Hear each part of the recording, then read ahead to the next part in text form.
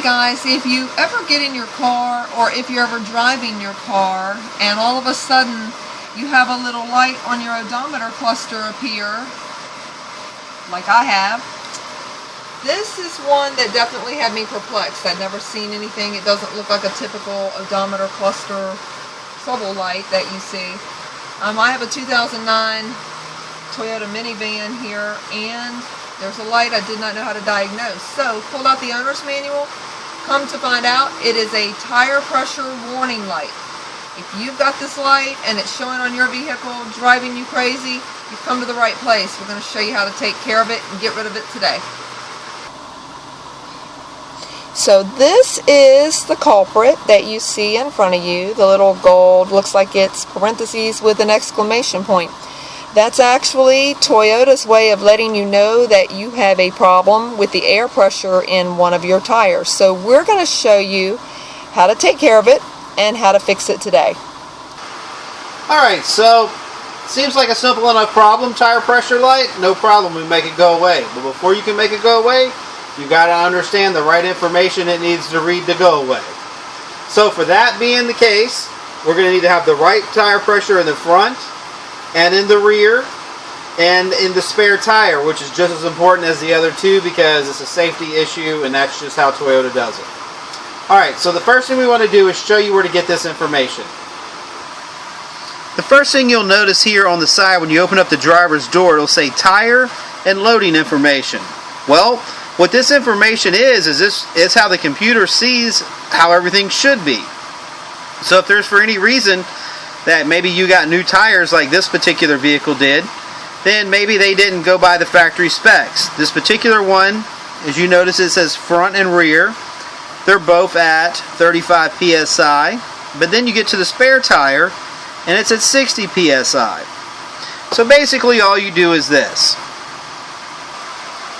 You're going to repeat the same process on all four tires. In this particular case, you need to be at 35 pounds per tire, except for the spare, which is 60. This particular spare tire is mounted underneath the vehicle, so it's going to have to drop down. It's a little more work involved, but you get the picture. Just make sure you follow the process if the light doesn't clear. You may want to reset it to see if it does before you go through the hassle of the spare tire. Meanwhile, you just simply do this. You take a simple tire gauge,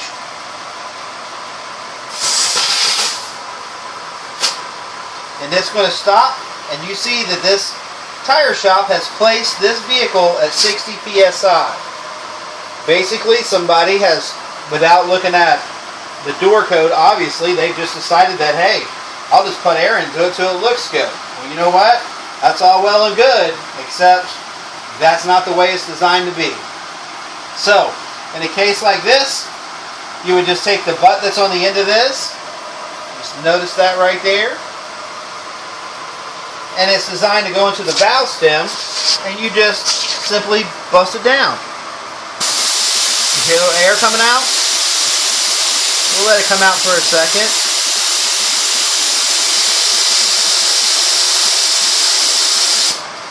Now, believe it or not, that wasn't a lot of air pressure I let out.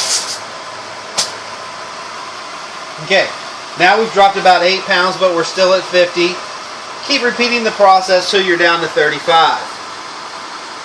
Now, at the end of this, and you get done with it, I'm not going to take you and drag you through the whole process. I mean, this is it. You just go to each tire and get them down to 35.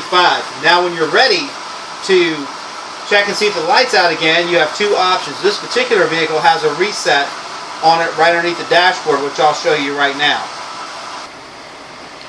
And here it sits. This is the tire pressure reset switch. I can actually hit this switch. Of course, I haven't adjusted all the tires, but just for argument's sake, you can just push it and watch the indicator up here. It's not going to reset because it obviously hasn't been fixed. So there you go on that. Now, word to the wise. Always have a tire gauge. Keep an eye on your tire pressure at least once a month. Do it when you're checking under the hood. Keep an eye on those things. It'll save you gas. It'll save your tires.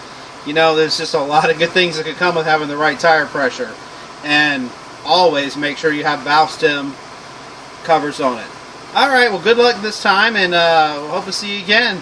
Try to subscribe, and we'll see what we can get into next.